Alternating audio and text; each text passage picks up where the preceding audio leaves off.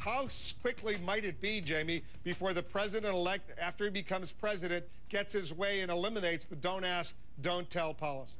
Well, Wolf, we've been talking to gay rights advocates and their supporters on Capitol Hill, and they think next year might be the year the restrictions on gays in the military are repealed.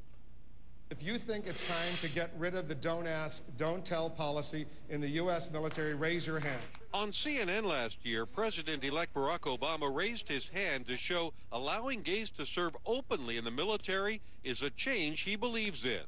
But 2 months ago, Obama signaled he would move cautiously, telling a gay newspaper he would first get the military on board. Although I have consistently said I would repeal don't ask, don't tell, I believe that the way to do it is to make sure that we are working through processes, getting the Joint Chiefs of Staff clear in terms of what our priorities are going to be. Gay rights advocates say it's important for the new president to avoid the ham-fisted effort President Clinton tried in 1993, when he naively promised to lift the ban by executive order.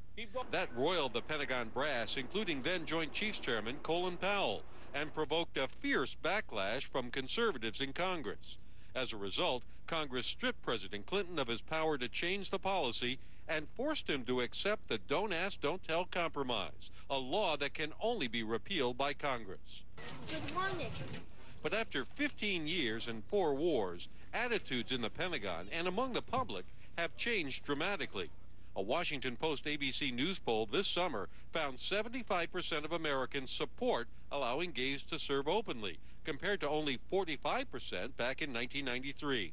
Let me ask you about one social issue that you were associated with, which was don't ask, don't tell, the policy toward gay people being in the military openly. Mm-hmm.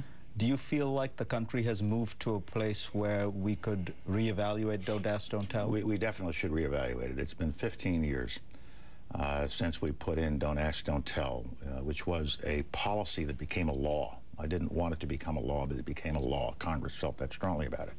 But it's been 15 years, and attitudes have changed.